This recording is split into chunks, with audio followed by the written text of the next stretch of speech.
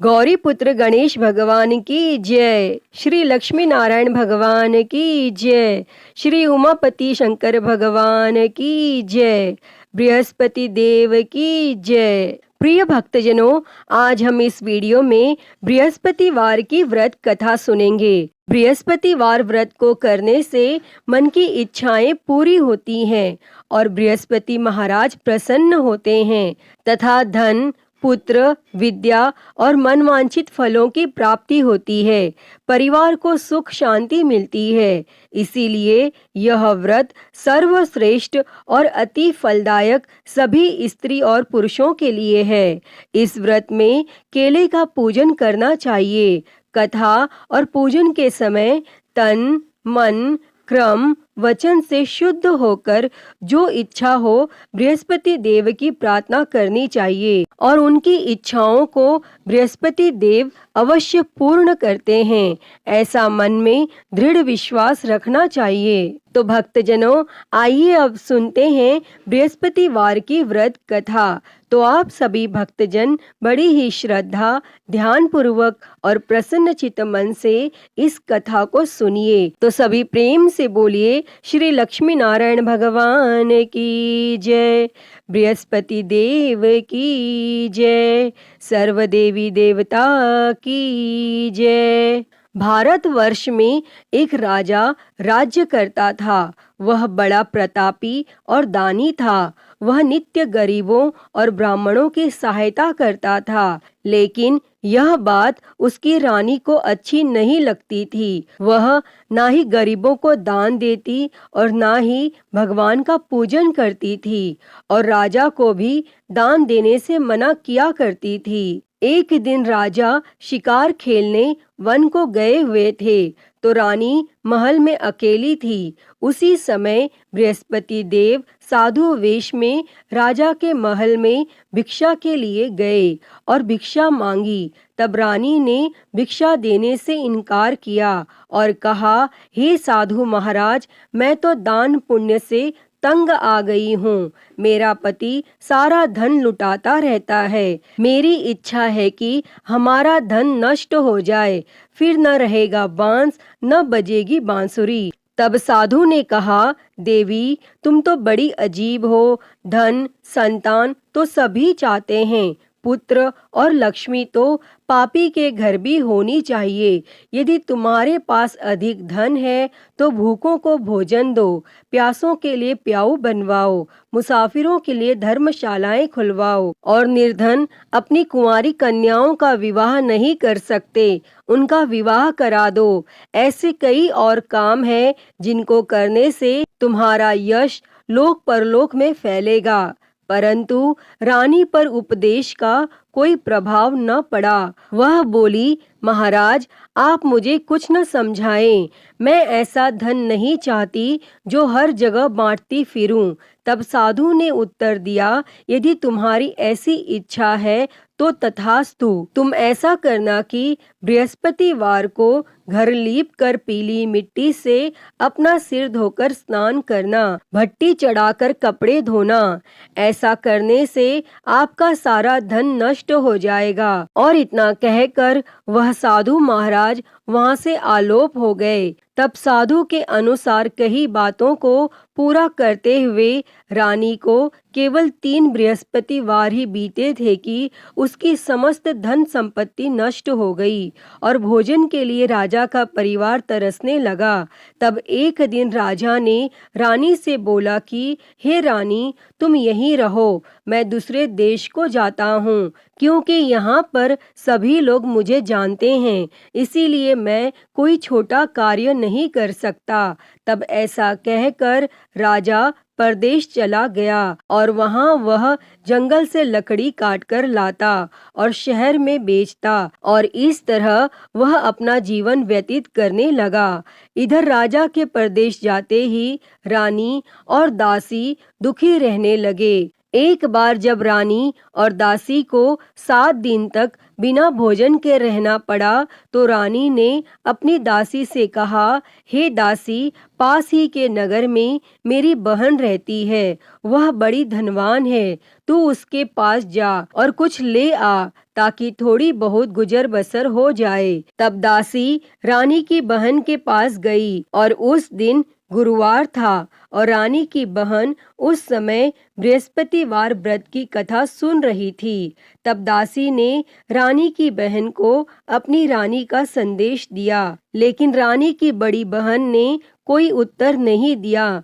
और जब दासी को रानी की बहन से कोई उत्तर नहीं मिला तो वह बहुत दुखी हुई और उसे क्रोध भी आया और दासी ने वापस आकर रानी को सारी बात बता दी। तब सुनकर रानी ने अपने भाग्य को कोसा और उधर रानी की बहन ने सोचा कि मेरी बहन की दासी आई थी, परंतु मैं उससे नहीं बोली और इससे वह बहुत दुखी हुई होगी। और वह कथा सुनकर और पूजन समाप्त करके अपनी बहन के घर आई और कहने लगी, मैं बृहस्पतिवार का व्रत कर रही थी, तुम्हारी दासी मेरे घर आई थी, परंतु जब तक कथा होती है तब तक न तो उठते हैं और न ही बोलते हैं, इसीलिए मैं नहीं बोली। कहो दासी क्यों गई थी? तब रानी बोली, बहन तुमसे क्या छिपाऊं, हमारे घर में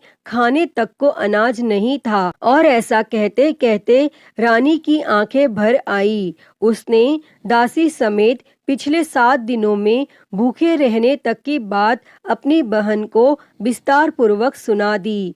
तब रानी की बहन बोली, देखो बहन, भगवान बृहस्पति देव सबकी मनोकामना को पूर्ण करते हैं। देखो शायद तुम्हारे घर में अनाज रखा हो। पहले तो रानी को विश्वास नहीं हुआ, पर बहन के आग्रह करने पर उसने अपनी दासी को अंदर भेजा तो उसे सचमुच अनाज से भरा एक घड़ा मिल गया और यह देखकर दासी को बड़ी हैरानी हुई। तब दासी रानी से कहने लगी, हे रानी, जब हमको भोजन नहीं मिलता तो हम व्रत ही तो करते हैं, इसीलिए क्यों न इनसे व्रत और कथा की विधि पूछ ली जाए ताकि हम भी व्रत कर सकें। और तब रानी ने अपनी बहन से बृहस्पतिवार व्रत के बारे में पूछा।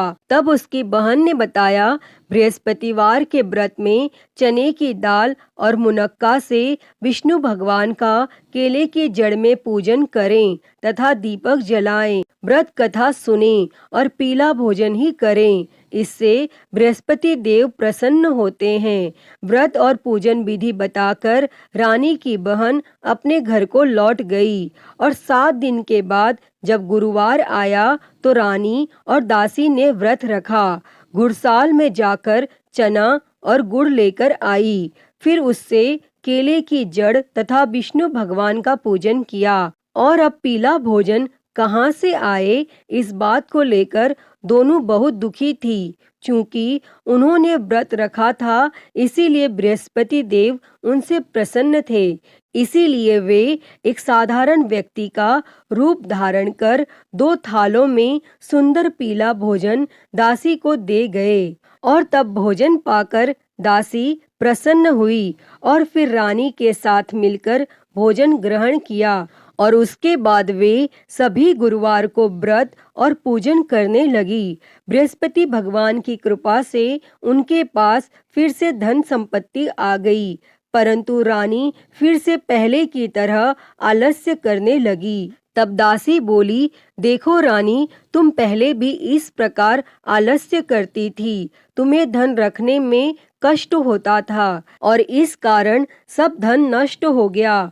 और अब जब भगवान बृहस्पति की कृपा से धन मिला है तो तुम्हें फिर से आलस्य होता है। और रानी को समझाते हुए दासी कहती है कि बड़ी मुसीबतों के बाद हमने यह धन पाया है, इसीलिए हमें दान पुण्य करना चाहिए, भूखे मनुष्यों को भोजन कराना चाहिए और धन को शुभ कार्यों में खर्च करना चाहिए, जिससे तुम्हारे कुल का यश बढ़ेगा, स्वर्ग की प्राप्ति होगी और पितर प्रसन्न होंगे। और तब दासी की बात मानकर रानी अपना धन शुभ कार्यों में खर्च करने लगी, जिससे पूरे नगर में उसका यश फैलने लगा। और बृहस्पतिवार व्रत कथा के बाद श्रद्धा के साथ आरती की जानी चाहिए। इसके बाद प्रसाद बांटकर उसे ग्रहण करना चाहिए। और यहाँ एक दिन राजा दुखी होकर जंगल में एक पेड़ के नीचे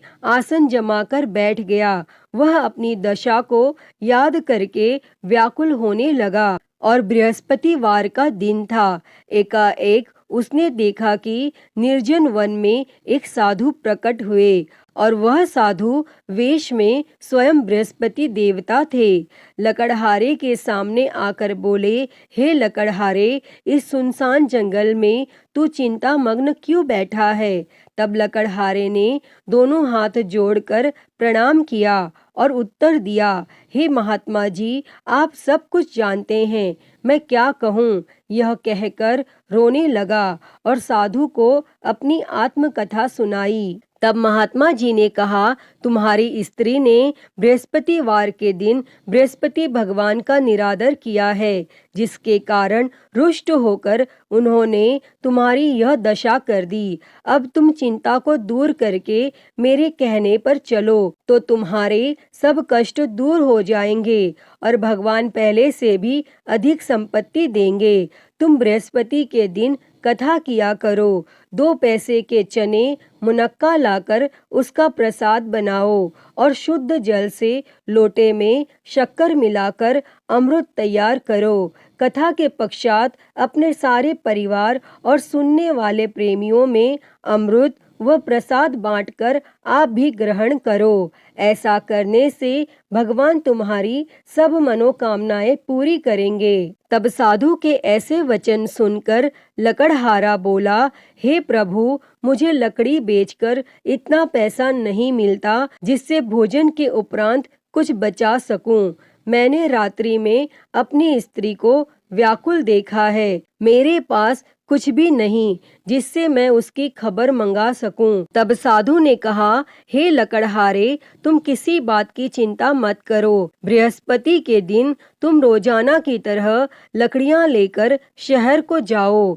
तुमको रोज से दुगना धन प्राप्त होगा, जिससे तुम भली भांति भोजन कर लोगे तथा बृहस्पति देव की पूजा का सामान भी आ जाएगा।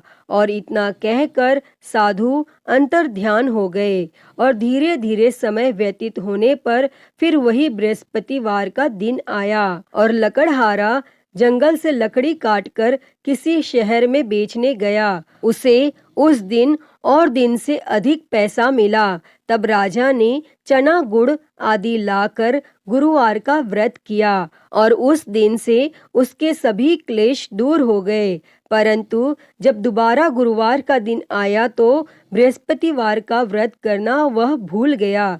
इस कारण बृहस्पति भगवान नाराज हो गए और उस दिन उस नगर के राजा ने विशाल यज्ञ का आयोजन किया तथा शहर में यह घोषणा करा दी कि कोई भी मनुष्य अपने घर में भोजन न बनावे और न आग जलावे। समस्त जनता मेरे यहाँ भोजन करने आवे और इस आज्ञा को जो न मानेगा उसे फांसी की सजा दी जाएगी। और इस तरह की घोषणा संपूर्ण नगर में करवा दी गई। तब राजा की आज्ञा अनुसार शहर के सभी लोग भोजन करने गए, लेकिन लकड़हारा कुछ देर से पहुंचा, इसीलिए राजा उसको अपने साथ घर लिवा ले गए और ले जाकर भोजन करा रहे थे तो रानी की दृष्टि उस खूंटी पर पड़ी जिस पर उसका हार लटका हुआ था। वह वहां पर दिखाई नहीं दिया। तब रानी ने निश्चय किया कि मेरा हार इस मनुष्य ने चुरा लिया है और उसी समय सिपाहियों को बुलाकर उसको कारागार में डलवा दिया। और जब लकड़हारा कारागार में पड़ गया और वह बहुत दुखी होकर विचार करने लगा कि न जाने कौन से पूर्व जन्म के कर्म से मुझे यह दुख प्राप्त हुआ है, और वह उसी साधु को याद करने लगा जो कि जंगल में मिले थे। तब उसी समय तत्काल बृहस्पति देव साधु के रूप में प्रकट हुए और उसकी दशा को देखकर कहने लगे, अरे मूर्ख, तूने बृहस्पति देव की कथा नहीं करी, इस कारण तुझे दुख प्राप्त हुआ है। अब चिंता मत कर, बृहस्पतिवार के दिन कारागार के दरवाजे पर 4 पैसे पड़े मिलेंगे, उनसे तू बृहस्पति देव की पूजा करना और तेरे सभी कष्ट दूर हो जाएंगे। तब बृहस्पतिवार के दिन उसे 4 पैसे मिले। लकड़हारे ने कथा कही और उसी रात्रि को बृहस्पति देव ने उस नगर के राजा को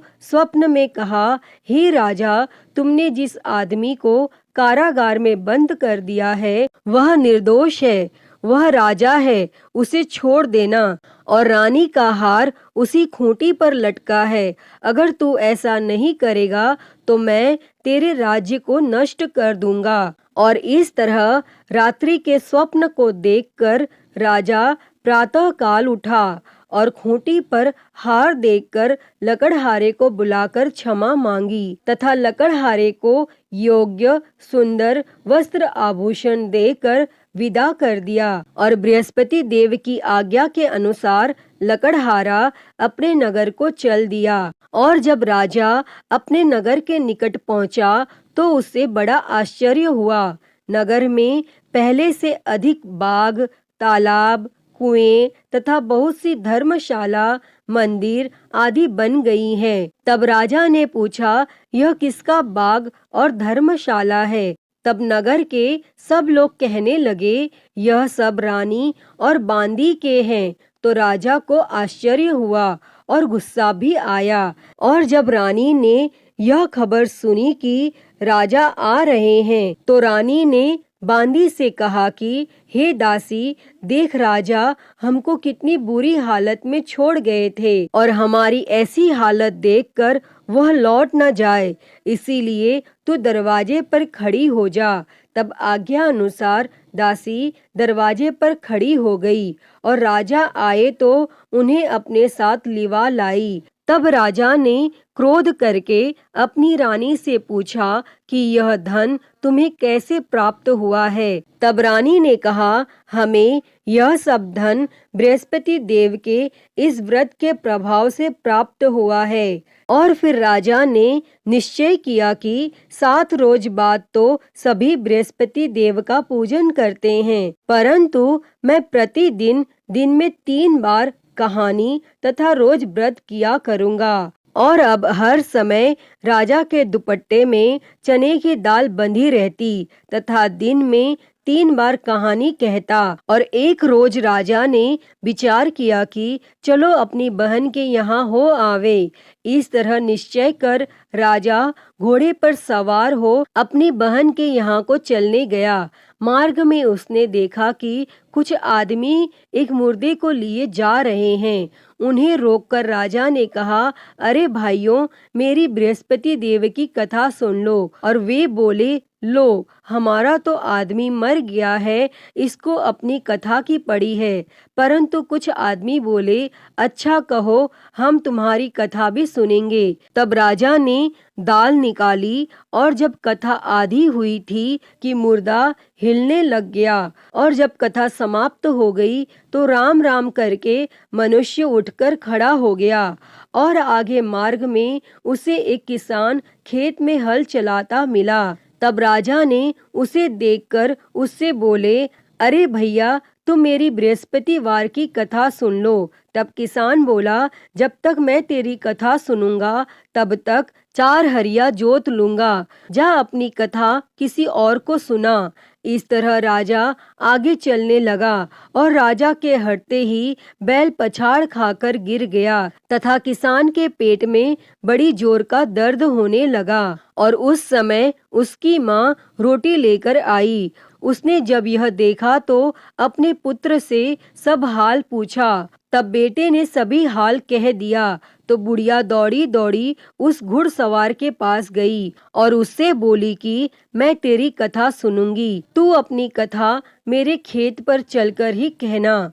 तब राजा ने बुढ़िया के खेत पर जाकर कथा कही और जिसके सुनते ही वह बैल उठ खड़ा हुआ तथा किसान के पेट का दर्द भी बंद हो गया। और राजा अपनी बहन के घर पहुंचा और बहन ने भाई की खूब मेहमानी की। दूसरे रोज प्रातः काल राजा जगा तो वह देखने लगा कि सब लोग भोजन कर रहे हैं। तब राजा ने अपनी बहन से कहा, ऐसा कोई मनुष्य है जिसने भोजन नहीं किया हो, मेरी बृहस्पतिवार की कथा सुन ले। तब बहन बोली, हे भैया, यह देश ऐसा ही है कि पहले यहाँ लोग भोजन करते हैं, बाद में अन्य काम करते हैं। अगर कोई पड़ोस में हो तो देख आऊं। और वह ऐसा कहकर देखने चली गई, परंतु उसे कोई ऐसा व्यक्ति नहीं मिला जिसने भोजन न किया हो। अतः वह एक कुम्हार के घर गई जिसका लड़का बीमार था। उसे मालूम हुआ कि उनके यहाँ 3 रोज से किसी ने भोजन नहीं किया है। तब रानी ने अपने भाई की कथा सुनने के लिए कुम्हार से कहा और वह तैयार हो गया। तब राजा ने जाकर बृहस्पतिवार की कथा कही, जिसको सुनकर उसका लड़का ठीक हो गया और अब तो राजा की प्रशंसा होने लगी। फिर एक रोज राजा ने अपनी बहन से कहा कि हे बहन, हम अपने घर को जाएंगे, तुम भी तैयार हो जाओ। राजा की बहन ने अपनी सास से कहा। सास ने कहा, हाँ चली जा, परंतु अपने लड़कों को मत ले जाना, क्योंकि तेरे भाई की कोई औलाद नहीं है। और बहन ने अपने भैया से कहा, हे भैया, मैं तो चलूंगी, पर कोई बालक नहीं जाएगा। तब राजा बोला, जब कोई बालक नहीं चलेगा तब तुम भी क्या करोगी? और बड़े दुखी मन से राजा अपने नगर को लौट आया। और राजा ने अपनी रानी से कहा, हम निर्वंशी है, हमारा मुंह देखने का धर्म नहीं है, और फिर कुछ भोजन आदि भी नहीं किया। तब रानी बोली, हे प्रभु, बृहस्पति देव ने हमें सब कुछ दिया है, वह हमें औलाद अवश्य देंगे। और उसी रात को बृहस्पति देव ने राजा से स्वप्न में कहा, हे राजा, उठ, सभी सोच त्याग दे, तेरी रानी गर्भ से है। तब राजा को यह बात सुनकर बड़ी खुशी हुई और 9वें महीने में उसके गर्भ से एक सुंदर पुत्र पैदा हुआ। तब राजा बोला, हे रानी, स्त्री बिना भोजन के रह सकती है, पर बिना कहे नहीं रह सकती। जब मेरी बहन आवे तुम उससे कुछ कहना मत। तब रानी ने यह सुनकर हाँ कर दिया। और जब राजा की बहन ने यह शुभ समाचार सुना तो वह बहुत खुश हुई और बधाई लेकर अपने भाई के यहाँ आई। तभी रानी ने कहा, घोड़ा चढ़कर तो नहीं आई, गधा चढ़ी आई। तब राजा की बहन बोली, भाभी, मैं इस प्रकार न कहती तो तुम्हें औलाद कैसे मिलती। प्रिय भक्तजनों, बृहस्पति देव ऐसे ही हैं, जैसी जिसके मन में कामनाएं हैं सभी को पूर्ण करते हैं।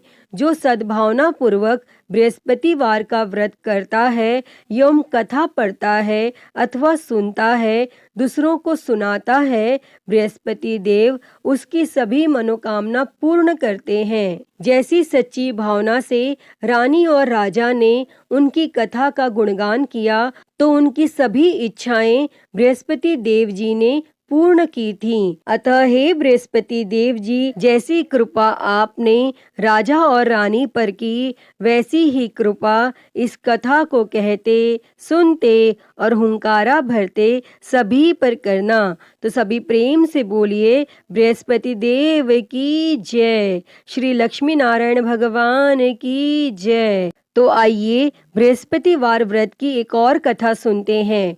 तो सभी प्रेम से बोलिए, बृहस्पति देव की जय, भगवान विष्णु की जय।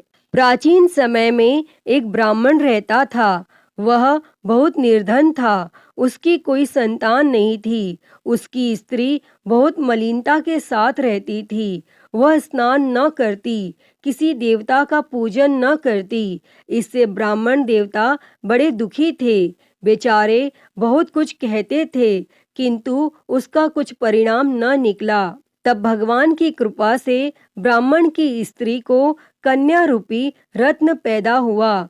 कन्या बड़ी होने पर प्रातः स्नान करके विष्णु भगवान का जाप व बृहस्पतिवार का व्रत करने लगी और अपने पूजन पाठ को समाप्त करके विद्यालय जाती तो अपनी मुट्ठी में जौ भर के ले जाती और पाठशाला के मार्ग में डालती जाती। तब ये जौ स्वर्ण के हो जाते और लौटते समय वह उनको बीन कर घर ले आती थी। और एक दिन वह बालिका सूप में उस सोने के जौ को फटक कर साफ कर रही थी। तब उसके पिता ने देख लिया और कहा, हे बेटी, सोने के जौ के लिए सोने का सूप होना चाहिए। तब दूसरे दिन बृहस्पतिवार था और इस कन्या ने व्रत रखा और बृहस्पति देव से प्रार्थना करके कहा, मैंने आपकी पूजा सच्चे मन से की हो तो मेरे लिए सोने का सूप दे दो। तब बृहस्पति देव ने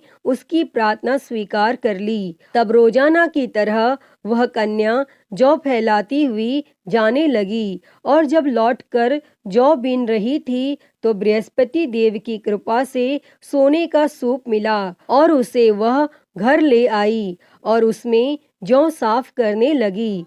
परंतु उसकी माँ का वही ढंग रहा। एक दिन की बात है कि वह कन्या सोने के सूप में जौ साफ कर रही थी और उस समय उस शहर का राजपुत्र वहां से होकर निकला और इस कन्या के रूप और कार्य को देखकर मोहित हो गया तथा अपने घर आकर भोजन तथा जल त्याग कर उदास होकर लेट गया। और जब राजा को इस बात का पता लगा तो अपने प्रधानमंत्री के साथ उसके पास गए और बोले, हे बेटा, तुम्हें किस बात का कष्ट है? किसी ने अपमान किया है अथवा और कोई कारण हो सो कहो, मैं वही कार्य करूँगा जिससे तुम्हें प्रसन्नता होगी। और तब अपने पिता की राजकुमार ने बातें सुनी तो वह बोला, मुझे आपकी कृपा से किसी बात का दुख नहीं है, किसी ने मेरा अपमान नहीं किया है, परंतु मैं उस लड़की से विवाह करना चाहता हूँ जो सोने के सूप में जौ साफ कर रही थी। और यह सुनकर राजा आश्चर्य में पड़ा और बोला, हे बेटा, इस तरह की कन्या का पता तुम ही लगाओ, मैं उसके साथ तेरा विवाह अवश्य ही करवा दूंगा। तब राजकुमार ने उस लड़की के घर का पता बतलाया और तब मंत्री उस लड़की के घर गए और ब्राह्मण देवता को सभी हाल बतलाया। तब ब्राह्मण देवता राजकुमार के साथ अपनी कन्या का विवाह करने के लिए तैयार हो गए तथा विधि विधान के अनुसार ब्राह्मण की कन्या का विवाह राजकुमार के साथ हो गया। और कन्या के घर से जाते ही पहले की भांति उस ब्राह्मण देवता के घर में गरीबी का निवास हो गया। और एक दिन दुखी होकर ब्राह्मण देवता अपनी पुत्री के पास गए। तब बेटी ने पिता की दुखी अवस्था को देखा और अपनी माँ का हाल पूछा। तब ब्राह्मण ने सभी हाल कहा। तब कन्या ने बहुत सा धन देकर अपने पिता को विदा कर दिया और इस तरह ब्राह्मण का कुछ समय सुखपूर्वक व्यतीत हुआ। परंतु कुछ दिन बाद फिर वही हाल हो गया। ब्राह्मण फिर अपनी कन्या के यहाँ गया और सारा हाल कहा तो लड़की बोली, हे पिताजी, आप माताजी को यहाँ लिवा लाओ, मैं उसे विधि बता दूंगी जिससे गरीबी दूर हो जाएगी। तब वह ब्राह्मण देवता अपनी स्त्री को साथ लेकर पहुँचे तो वह कन्या अपनी माँ को समझाने लगी, हे माँ, तुम प्रातः काल प्रथम स्नान आदि करके विष्णु भगवान का पूजन करो तो सब दरिद्रता दूर हो जाएगी। परंतु उसकी माँ ने एक भी बात नहीं मानी और प्रातः काल उठकर अपनी पुत्री के बच्चों की जूठन को खा लिया। इससे उसकी पुत्री को भी बहुत गुस्सा आया और एक रात को कोठरी से सभी सामान निकाल दिया और अपनी माँ को उसमें बंद कर दिया और प्रातः काल उसे निकाला तथा स्नान आदि करा के पाठ करवाया तो उसकी माँ की बुद्धि ठीक हो गई और फिर वह प्रत्येक बृहस्पतिवार को व्रत रखने लगी।